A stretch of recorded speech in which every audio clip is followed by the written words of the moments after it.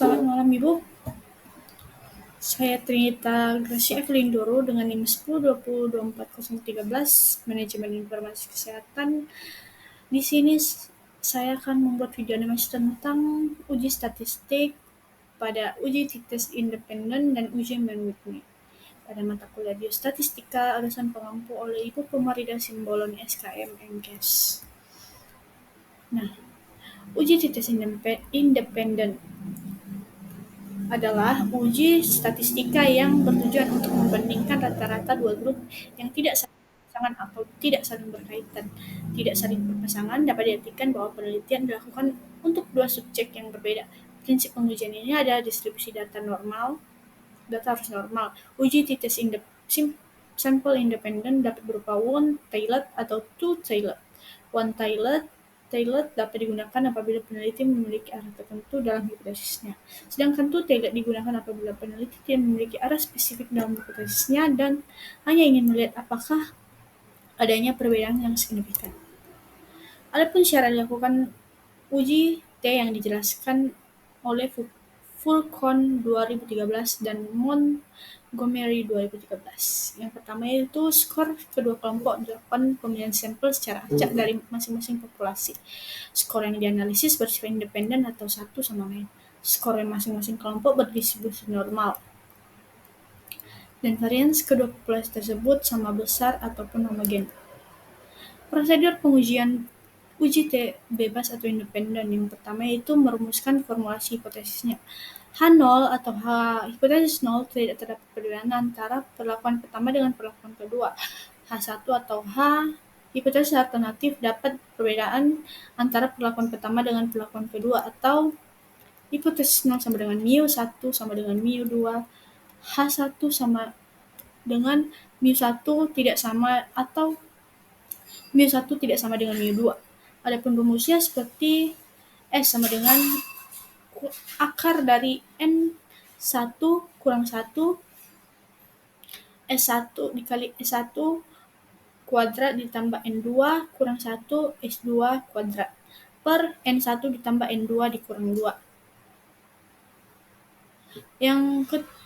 Itu adalah langkah yang kedua, memasukkan dalam rumus. Lalu yang ketiga itu menentukan tingkat signifikansinya.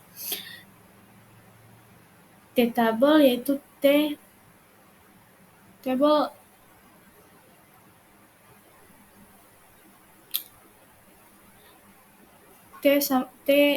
dalam kurung A dan dalam kurung DK. T-table sama dengan T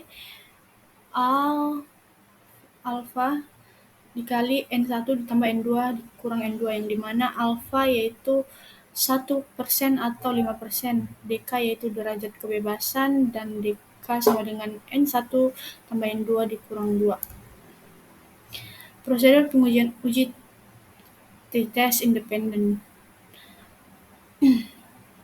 Langkah yang keempat yaitu menentukan kriteria pengujian hipotesisnya. H0 ditolak jika T hitung atau T hitung lebih dari T-tabel. H0 diterima jika T hitung atau T hitung kurang dari T-tabel. Langkah yang terakhir yaitu memberi kesimpulan pada pengujiannya. Selanjutnya itu uji Mann-Whitney. Uji Mann-Whitney lebih dikenal disebut dengan U-test. Uji ini dikembangkan oleh Henry Berthold Mann dan Donald Ransom Whitney pada tahun 1947. Uji Mann-Whitney ini digunakan sebagai alternatif lain dari uji T parametrik bila asumsi normalitas yang digunakan bagi uji T independen tidak terpenuhi. Uji ini berbeda dengan uji Wilcoxon karena uji Wilcoxon khusus untuk dua sampel yang berpasangan atau paired, sedangkan Mann-Whitney digunakan untuk dua sampel yang bebas atau independen. Berikut adalah syarat-syarat dalam uji Mann-Whitney. Yang pertama, data berskala ordinal, interval atau rasio. Kedua, terdiri dari dua kelompok independen atau saling bebas. Ketiga, data kelompok 1 dan kelompok 2 tidak harus sama banyaknya. Dan terakhir yaitu data tidak harus berdistribusi normal sehingga tidak perlu uji normalitas. Prosedur pengujian uji Mann-Whitney yang pertama yaitu merumuskan formula hipotesisnya. Tidak terdapat perbedaan rata-rata satu sampel dengan yang lainnya. H1 atau H, hipotesis alternatif terdapat perbedaan rata-rata sampel satu dengan yang lainnya. Atau H0 sama dengan mu1 sama dengan mu2. Atau H1 atau hipotesis alternatifnya sama dengan mu1 tidak sama dengan mu2. Yang kedua yaitu menentukan nilai statistik uji. Sampel atau N kurang dari 20. Itu menggabungkan kedua sampel dan memberi urutan tiap-tiap anggotanya dimulai dari data terkecil sampai yang terbesar. Peringkat untuk sampel 1 dipisahkan dan dijumlahkan menjadi R1, peringkat untuk sampel 2 dipisahkan menjadi R2 dan dijumlahkan. Dan yang terakhir, menghitung nilai U dengan rumus U1 sama dengan N1 N dikali N2 ditambah N1 dalam kurung N1 ditambah 1 per 2 dikurang R1. Atau U2 sama dengan N1 dikali N2 ditambah N2 dalam kurung N2 ditambah 1 per 2 dikurang R2, yang dimana U1 yaitu jumlah peringkat 1, N1 jumlah sampel 1, R1 jumlah ringkin sampel 1, dan begitu juga dengan U2, N2, dan R2-nya. Nilai U yang dipilih untuk menguji hipotesis 0 adalah nilai U yang lebih kecil dari U lainnya. Nah, untuk memeriksa apakah perhitungan kedua nilai U benar dapat digunakan dengan rumus berikut. U terkecil sama dengan N1, N2 dikurang dengan U terbesar. Jika ukuran sampel di antara kedua sampel independen lebih besar dari 20, maka distribusi sampling U menurut Mann dan Whitney 1974 akan mendekati distribusi normal dengan rata-rata dan standar errornya mu U sama dengan N1 N2 per 2 dan sigma U sama dengan akar N1 N2 dalam kurung N1 ditambah N2 tambah 1 per 12, sehingga variabel normal standarnya dapat dirumuskan dengan Z sama dengan U dikurang mu U per sigma U. Catatannya, jika nilai U yang digunakan ialah U yang terkecil. Nah, langkah yang ketiga yaitu menentukan tingkat signifikansinya. Yang pertama, jika sampel atau N-nya kurang dari 20. Yang dilakukan yaitu menentukan alfanya, menentukan nilai U tabel Mann-Whitney. Jika sampel N kurang dari 20, menentukan alfanya dulu, lalu menghitung nilai Z tabel atau kurva normal baku. Langkah yang keempat yaitu menentukan kriteria pengujian hipotesis. Nah, jika sampel kurang dari 20, maka nilai U Mann-Whitney hitung lebih dari U tabel Mann-Whitney, maka H0-nya diterima. Jika nilai U Mann-Whitney hitung kurang dari T tabel Mann-Whitney, maka H0-nya ditolak. Nah, jika sampel atau N-nya lebih dari 20, nilai Z hitung lebih dari Z tabel, H0 ditolak, maka terdapat perbedaan yang signifikan. Nilai Z hitung kurang dari Z tabelnya, H0-nya diterima, maka tidak terdapat perbedaan. Keterangannya, nilai Z tabel untuk alfa 5% sama dengan 1,96, sedangkan untuk alfa 1% sama dengan 2,57. Dan yang terakhir itu memberikan kesimpulan. Nah, sekarang kita masuk pada soalnya.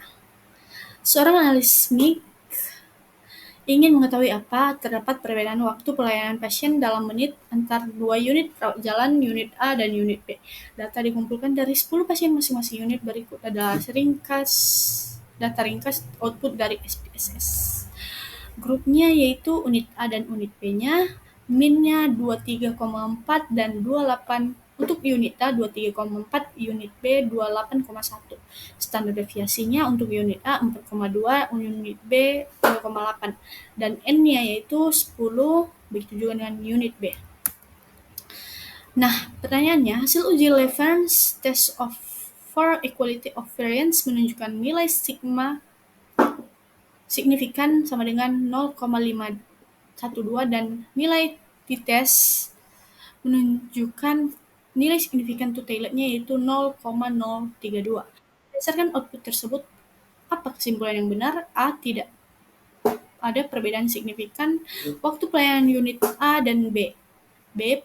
Adanya perbedaan signifikan waktu pelayanan unit A dan B. C. Data tidak dapat dianalisis, asumsi varians tidak terpenuhi. D. Gunakan hasil uji T baris kedua karena nilai reference testnya itu kurang dari 0,05. Dan E. Hipotesis 0 diterima karena P value-nya lebih dari 0,05. Jawabannya itu B. Adanya perbedaan signifikan waktu pelayanan antara unit A dan unit B. Yang dimana pembahasannya nilai reference testnya atau P value-nya yaitu 0,512 kurang dari 0, lebih dari 0,05. Nah, itu asumsi homogenitas variansnya terpenuhi. Maka gunakan baris pertama hasil tesnya. Nilai signifikan to Taylor-nya yaitu 0,032 kurang dari 0,05. Artinya terdapat perbedaan yang signifikan antara rata-rata waktu pelayanan unit A dan unit B. Maka hipotesis nolnya ditolak karena tidak ada perbedaan yang signifikan antara pelayanan unit A dan unit B. Soal kasus yang selanjutnya yaitu seorang peneliti ingin menguji apakah adanya perbedaan tingkat kepuasan antara pasien menggunakan obat A dan B. Diperoleh hasil uji Mann-Whitney-nya yaitu sebagai berikut. Grupnya obat A dan obat B, N-nya 25 dan 30, Mann rank-nya untuk obat A 12,30, untuk obat B 18,90, U-nya yaitu 12, 1, 25,0, signifikan to Taylor-nya 0,043. Apa kesimpulan yang paling tepat berdasarkan hasil uji ini? Tidak ada perbedaan signifikan antara tingkat kepuasan pasien yang menggunakan obat A dan B. B. Pasien menggunakan obat A memiliki tingkat kepuasan yang lebih tinggi secara signifikan. C. Pasien yang menggunakan obat memiliki tingkat kepuasan yang lebih tinggi secara signifikan. D. Tingkat kepuasan pasien tidak dapat dibandingkan. Dan E. Yaitu hasil uji Mann-Whitney-nya tidak valid karena nilai U-nya tidak ada. Nah, jawaban yang benar yaitu C. Pasien yang menggunakan obat memiliki tingkat kepuasan yang lebih tinggi secara signifikan. Mengapa? Pada pembahasannya, hasil uji menunjukkan signifikannya yaitu 0,043, yang lebih kecil dari 0,05, sehingga terdapat perbedaan yang signifikan antara tingkat kepuasan pasien yang menggunakan obat A dan B. Rata-rata peringkat untuk obat B yaitu 18,90, lebih tinggi dibandingkan obat A 12,30, yang menunjukkan bahwa pasien yang menggunakan obat B memiliki tingkat kepuasan yang lebih tinggi dan juga secara signifikan. Baik Ibu, sekian penjelasan materi video animasi dari saya tentang uji statistik tes independen dan juga uji Mann-Whitney. Jika ada kata yang salah dalam saya menjelaskan dan juga dalam saya mengerjakan tugas ini, saya mohon maaf. Terima kasih.